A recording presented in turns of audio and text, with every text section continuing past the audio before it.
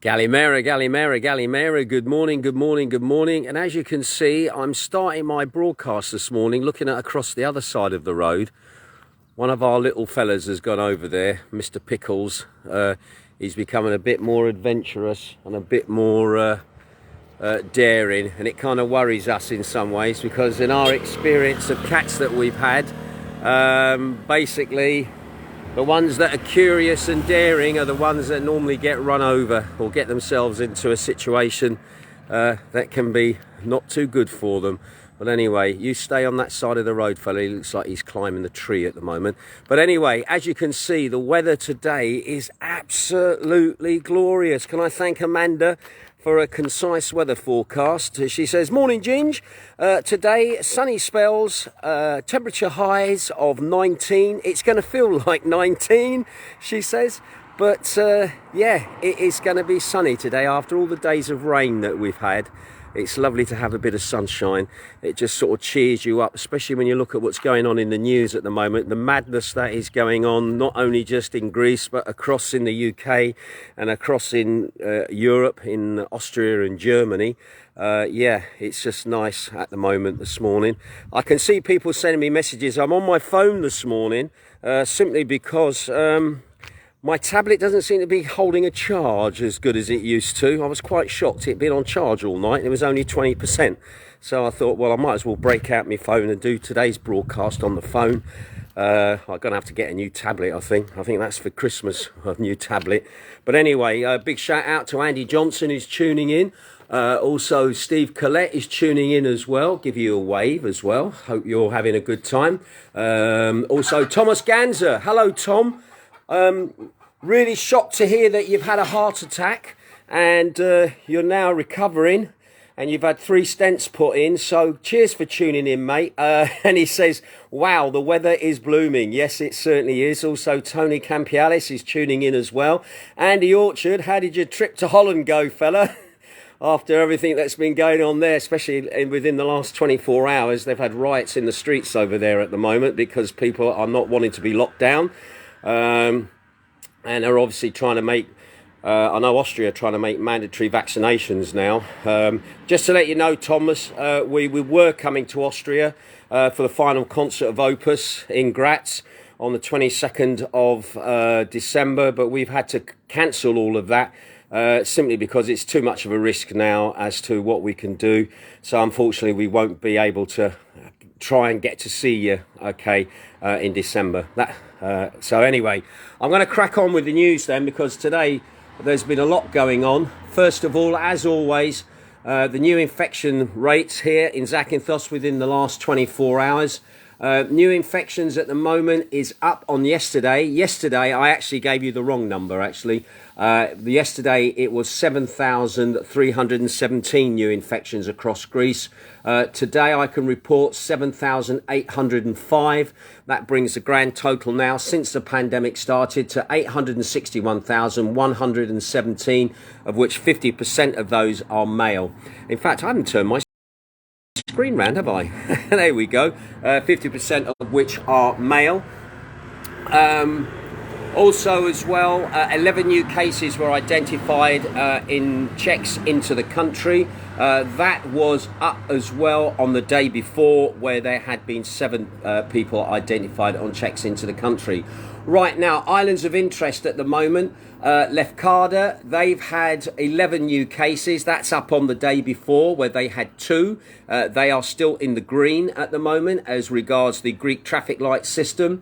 As for Corfu have had 105 new cases. That was down on the day before, where they'd had 108.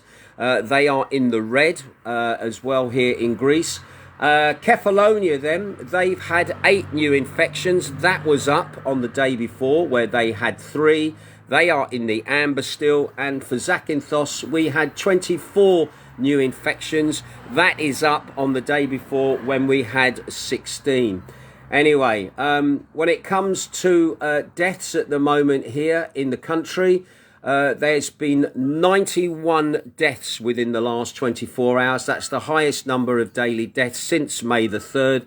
You might remember that yesterday we had 63 deaths, and the day before that we had 87 deaths here across the country, and that was then the highest number of daily deaths since May the 5th. Anyway, the total death toll at the moment since the pandemic started now is 17,168. And once again, our condolences to those families that are affected by what has gone on there. When it comes to critical cases in ICUs at the moment, that number has also crept up as well. There's now 575 people in ICUs. Yesterday I reported 556. Of that 575, 352 are male, 223 are female. The average age of those people is 65 years of age, and 84% of those people are suffering with underlying health diseases or over the age of 70. Now, regarding the critical patients then, 475 of those people, they are unvaccinated and or partially vaccinated, so they've had one dose, and 100 of them are fully vaccinated. So those are the COVID figures within the last 24 hours. Right, the news then today, as you're probably aware, as I said yesterday, the Greek government announced that from Monday the 22nd of November, unvaccinated people or adults in the country will be banned from entering public indoor spaces, even if they've got a PCR negative test certificate. Now, the total ban will apply from Monday to restaurants, cinemas, theatres, museums, gyms and other indoor places. The ban does not apply to those with current certificate of COVID illness. People like myself, we got our certificate of disease. We are still covered, so we are still allowed to go in and out of places unhindered. And I've got to be honest, in some ways I feel fortunate that I actually contracted COVID during when I did, because if I hadn't contracted COVID, I think my life at the moment would be an absolute merry hell as to what you can do and what you can't do, and just all the obstacles that have been put in your way. So again, your certificate of disease still stands at the moment, okay?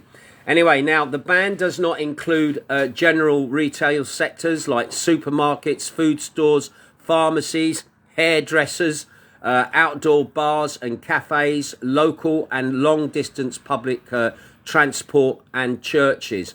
Now, from December the 13th, that's my birthday, by the way, the vaccination certificate for the over 60s will expire 7 months after their final initial vaccination, which will require a booster jab to renew the certificate. So basically, you could be double jabbed, and if you're over the age of 60, and just to put this in context, Jane had her birthday the other day. You can probably guess what age she was on that birthday, but no, Greeks normally like to add a year onto age. However, that might be as a social little enigma, but that is not an actual lawful thing that they do. So if you are 59, you are still under 60 in the eyes of the law. So therefore, don't start panicking because you're 59 that you're being counted as 60 just within the way the Greeks like to do stuff. And I know Jane was on the phone yesterday checking with people to see if she was going to be classed as somebody over the age of 60. All right, because obviously then there's problems with her getting a booster jab, etc., etc. Anyway, checks for vaccination certificates and negative test results in general and public are to intensify. So don't be too surprised that you're going to get stopped wherever you go to check your certificates to make sure that you are not unvaccinated to be allowed into places. Also as well, the shops actually are sort of getting ready because they think that this weekend unvaccinated people are it's their last free weekend that they can go into shops and places and do their Christmas shopping. So at the moment, they're all sort of standing by, getting ready for a bit of an increase in trade, because those people that are unvaccinated, this is their last weekend chance at the moment before Christmas, if things keep staying as they do. for them to be able to go and do their Christmas shopping and get those presents that they want to get. So again, the shops are going to probably see a little bit of an increase in trade over this weekend as well.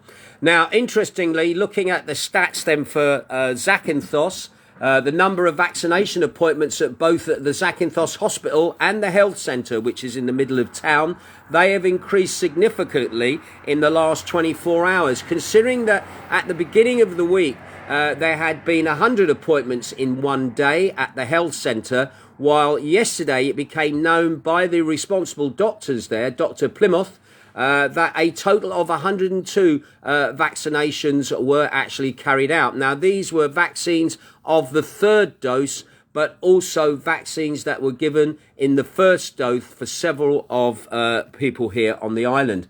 Now, it should be noted, however, that unlike last summer, the health centres has only one shift at the moment for vaccinations at the moment, unlike having two during the summer. It's not known at the moment if a second vaccination shift will actually come online, just to make it easier for people to get their booster jabs. And this is the thing I know in the moment in the UK, everybody's going on about getting a third jab, but a lot of people are finding it's very difficult to get a third jab at the moment in the UK. In Greece, again, I just advise you, go see your pharmacist and get your pharmacist to book you an appointment, and then obviously you can get the third jab if you want the third jab. However, I do know certain people that are hanging out and not wanting a third jab at the moment because they felt that they've been suffering some kind of after effect from having the first two jabs. But at the moment, there are some people that are just going to wait out as long as they can before they go for a third jab. So just bear that in mind as well.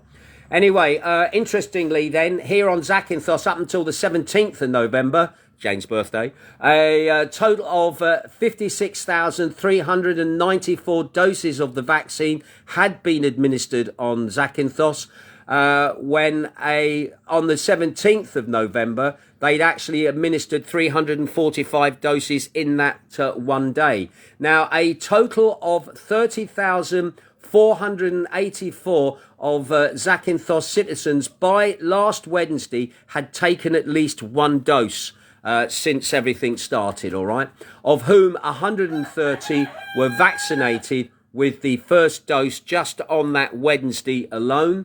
The complete vaccination doses of both vaccinations, where they've had the double dose at the moment on Zakynthos, stands at 28,871.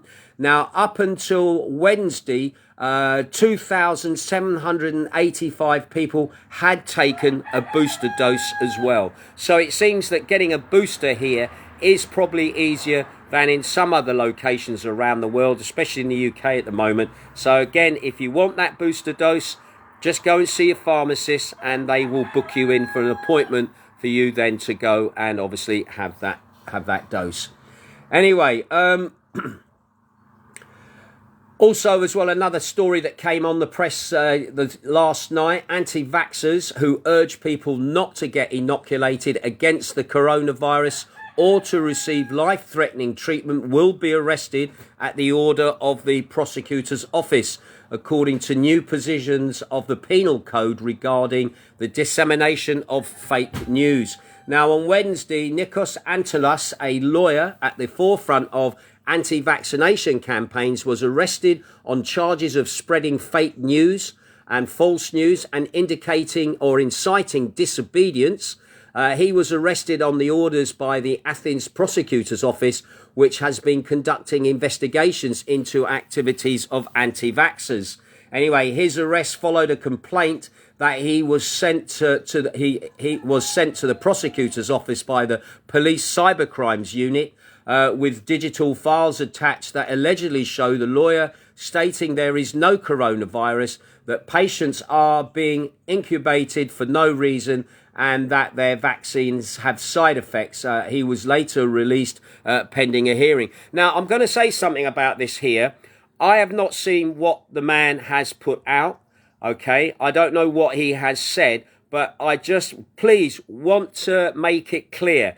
There is a difference between an anti-vaxxer and an anti-mandatory vaccine being given out.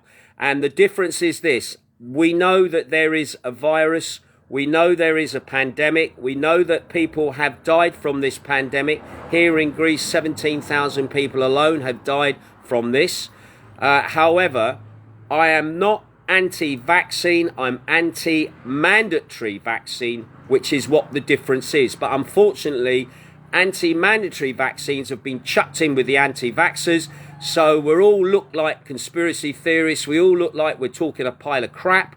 But at the end of the day, it's your choice what you put in your body, and you take your chances. I had the disease, I've caught it, I got over it, and I was very lucky. There's some people that we've been talking to who were told by their doctors that if they had had the vaccine, they probably wouldn't be here now if they had taken a dose of the vaccine, because of the illnesses that they already had. The vaccine was not going to do them any good at all. So there are people that cannot have the vaccine for medical reasons. And again, I really don't want them lumped into the anti-vaccination crowd who don't believe anything is going on and are basically putting out bullshit. So I can understand why the police are taking them into consideration, but the anti-vaxxers are putting pressure on the anti-mandatory vaccination people that they don't want, because they're all being lumped into the same. And I don't agree with it, all right? If he's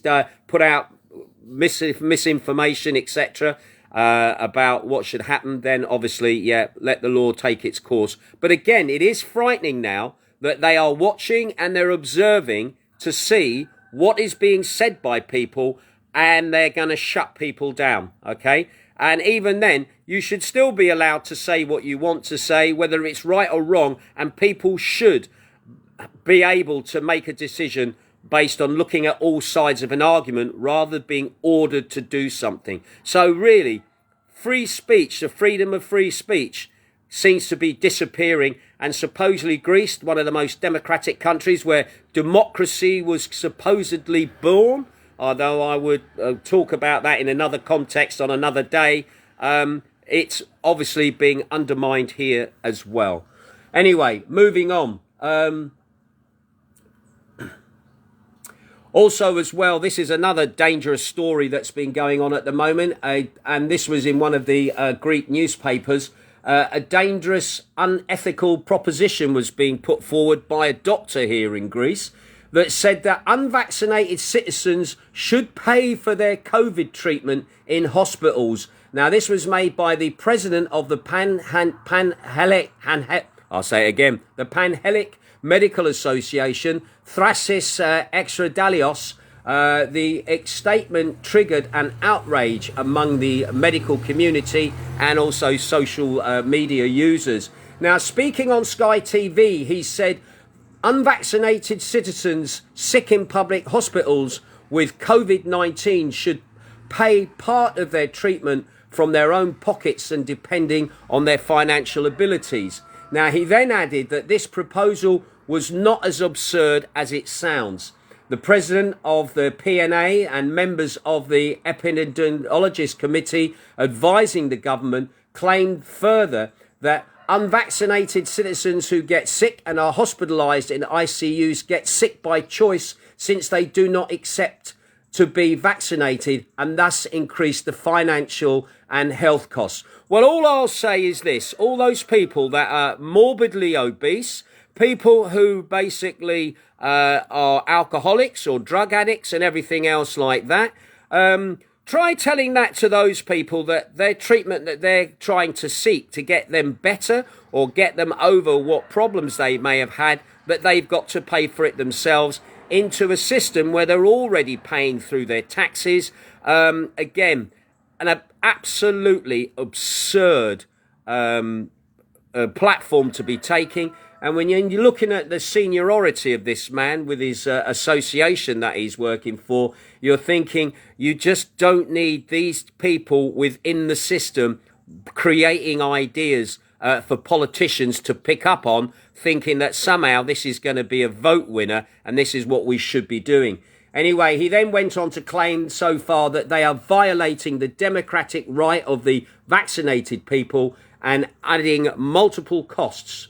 Now, there's already been problems in the Greek health service for years and years and years. And just like the NHS in the UK, they're using the pandemic as an excuse to basically paper over the cracks of problems that have been in the hospital systems in both countries for years and years and years, and basically use the pandemic as a big excuse to sort out the mire of a mess that has probably been there for a long, long time. So again, I hope this man is not given the credence that he's been given out, and I hope the cyber crimes unit are looking at what he's having to say, because if anything, he is fanning the fuel for splitting society, which is already on the way of the vaccinated and the unvaccinated. They'll be making us wear a badge next to say that we're unvaccinated. And I know how a certain community felt in a certain country in Europe during the 1930s and into the 1940s at the moment. Anyway, he also proposed a trigger that triggered an outrage among medical doctors at public hospitals, who sharply condemned them and reminded them of his Hippocratic oath. Yeah, good move on there.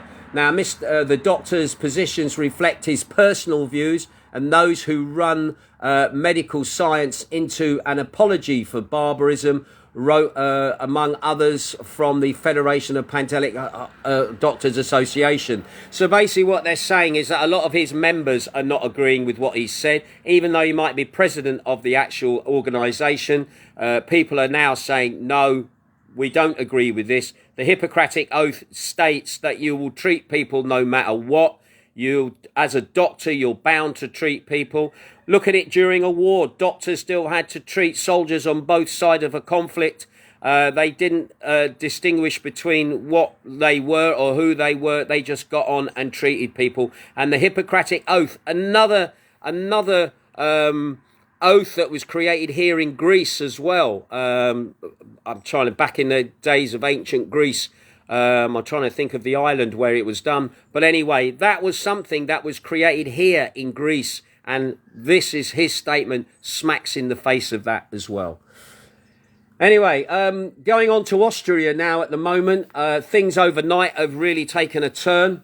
Due to the unprecedented surge in cases in Austria, the government has increased the recently imposed lockdown for the unvaccinated to a full lockdown for all non-essential citizens across the country from Monday. Vaccinations are going to be compulsory in the country from February the 1st next year. In Germany, regions of Bavaria, which borders Austria, the government has imposed a lockdown for the unvaccinated, with bars and clubs ordered to close for 3 weeks, and all traditional markets, Christmas markets, there are to be cancelled. That's one of the reasons now we are not going to Graz for the final show of Opus. We've basically cancelled our tickets, and obviously we won't be going there. Anyway, across Europe, governments are imposing tighter restrictions on their citizens as the fourth wave of the pandemic increases in severity, driven by the more aggressive Delta variant of the virus. And again, last night there was demonstrations in Amsterdam because people took to the streets. Again, they've had a partial lockdown there. And there were demonstrations in Amsterdam last night. I don't know the full details of that at the moment, but there were demonstrations last night. And Austria, there's also been demonstrations as well because people taking to the streets who don't want the vaccine, basically. Anyway, another thing not related to COVID, you'll be pleased. The Military Bailey Bridge. Yes, the Military Bailey Bridge that crosses the river in Zakynthos town. As you come up from Argasi, that was closed last Tuesday night as it is dangerous. Damage has been found to the deck, and apart from 30-centimetre hole that was found on the bridge, there are other points of danger and signs of wear and tear that are now becoming visible on parts of the bridge. Now, the Port Authority of Zakynthos placed a prohibition sign up stopping people from using the bridge and crossing it on Wednesday night, followed by correspondence with the Port Fund, who have the responsibility for the operation of the actual bridge itself. Now, the bridge is now closed indefinitely until it can be repaired. Surprisingly, this development has been a long time in coming regards the Bailey Bridge. It seems now that the military are going to be coming in to fix it. A deal is being done between the General Staff of the Army in basically bringing troops, engineers over to actually restore the bridge and get it back into tip-top condition. Now, Hermes News has said that the recent article that the Port Commissioner had already decided to conclude a programme to contract between the Zakynthos Port Fund and the Ministry of National Defence for the repair of the bridge. And it seems that the bridge is going to cost about €10,000 actually to be repaired, and that money is going to come from the Port Fund, and the Army is going to come over and repair that bridge. Now, the bridge has had a very interesting history here on Zakynthos. You might remember there is a second bridge just further down that traffic was go over, but that bridge ended up, when it was reconstructed from the old bridge there, that was a double bridge. For some reason, a single lane bridge went in, which everybody said at the time, why have you put a single lane bridge on instead of a double bridge like we had before? And that's when traffic lights started getting put in. There was talk that misappropriation of funds for the bridge had gone on, and this is what they got for their money, a single lane bridge rather than a double lane bridge. And so the Bailey Bridge was then put in on the other side to relieve the pressure of traffic in the summer coming from the port, because traffic was having to cross up over by the entertainment centre bridge. And basically this Bailey Bridge was put in its place. Now, interestingly, a Bailey Bridge had sat for 5 years in the car park near the port. And then one night it just disappeared. And somebody, the legend is that somebody took it for scrap metal because it had been dumped for so long. So the Bailey Bridge that went in was basically, in effect, a new Bailey Bridge that should have gone in originally but never did. But anyway, the saga rolls on with what's going on here in Zakynthos. And finally, another story for you, which again is quite shocking, actually.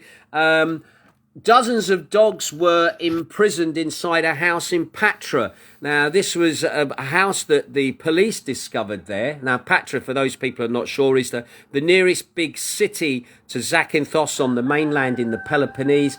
Now, a woman who was holding them was arrested, and she was discovered to have had 53 dogs, a cat, a rabbit, and they were basically locked in her house, and they weren't allowed to be taken out or walked or exercised.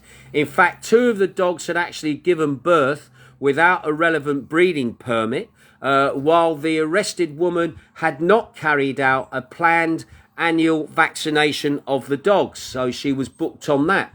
At the same time as the announcement by the police was made, the 9 of the dogs did not correspond to the electronic marking number, which was affixed in their health booklets. Now, an administrative fine, now get this, an administrative fine of €76,000 was imposed on the arrested woman. The Animal Welfare Associations of Patras and volunteers, in collaboration with the municipality of Patra, will take care of the clinical examinations, the veterinary care of all the animals, as well as trying to find homes with suitable families. But I think this woman may have had mental issues. To have 53 dogs in your home, I think that woman needs help. Because again, that's not the act of a sane person who is doing their best to look after dogs. I think this woman must have some kind of mental issues or problems of that nature. And to fine her €76,000, though that may send a message out to the unscrupulous, I think this woman basically, had other issues. But again, a sad story. but at least the animals have been found. And hopefully, I'm not sure what the situation is in Patra in regards, in comparison to the strays situation that we have here in Zakynthos, if it's on the same level as what we have here. But again, it just highlights that, yeah, in some ways the Greeks are doing what they can. Things have improved in animal welfare since I've been here, since 2005. However, 76,000 euros for a woman who probably hasn't got two halfpennies to rub together. I'm hoping the judge or whatever will see that the woman obviously needs some kind of help. Again, you don't know the full story, but again, we'll wait and see how this actually pans out. And to be honest, not many people have been carrying this story, so I like to think this is a story that I've found that nobody else is covering as well. Right, okay, can I just say a quick hello to those people that are tuning in this morning? Got quite a few listeners in. Vic Eastman, nice to see you looking in, fella. Christine Wildridge is looking in. Also as well, Barbara Tesla. Stuart Butcher says, good morning, Ginge from Portsmouth. Oh, I've got a brother who lives in Portsmouth. Nice to see you, Stuart. How you doing? Shane Bauer says, Gallimera, Ginge, wishing everyone a fantastic weekend. Great show last night, mate. I'm off for a day's shooting. Take care. That's Shane up there on Exmoor, one of the regular listeners to beachradio.co.uk. Just remind you that last night's show is repeated tonight at 9 p.m. UK time, which is 11 o'clock Greek time. Dance anthem show, 2 hours of uplifting dance tracks and everything else. Thank you to all those people that were in the chat room last night. It was like a party going on in there last night. Lots of little chit chat and people dropping ideas, people just talking about what's been going on where they live as well, which is always kind of fun as well. And also, how many people have found that they can't tag as many people as they could on Facebook, and Facebook is limiting you sending messages? Quite a few people were talking about that last night in the old chat area. Amanda Gregory's tuning in. Ken Grant is tuning in. Andy Orchard is tuning in. I'm not sure how you got on in Holland, mate. I think you're back home now. And also Patrick Curtin is also tuning in. If I remember rightly, I think Patrick is over there in Cyprus. Nice to have you tuning in. Derek and Bridget Cole, they're over there in Cyprus. And somebody's telling me it's cloudy at the moment. I wonder who that could be. Let's have a quick scroll down. Sam Curtis, who's over there in Brighton, says it's cloudy. He also said thank you for a great show last night. Thank you for your input into that show as well, Sam. That doesn't go unnoticed as well. Big shout out to Chippy Woods over there in Spain. I know Spain are having their carnival time at the moment. I was looking at some of the fancy dress costumes by certain expats over there, dressed as dinghy divers, which is causing a bit of a stir with the woke press at the moment in the UK. But anyway, lovely to have you tuning in, Chippy, and also Chris Jones as well. Right, I'm going to leave it there. Today, what a beautiful day. So I think Jane and I, we're going to probably be out and about somewhere. But anyway, you take care. I'll keep my ear to the ground, and if I hear of anything, trust me, I'll let you know. Ta-ra.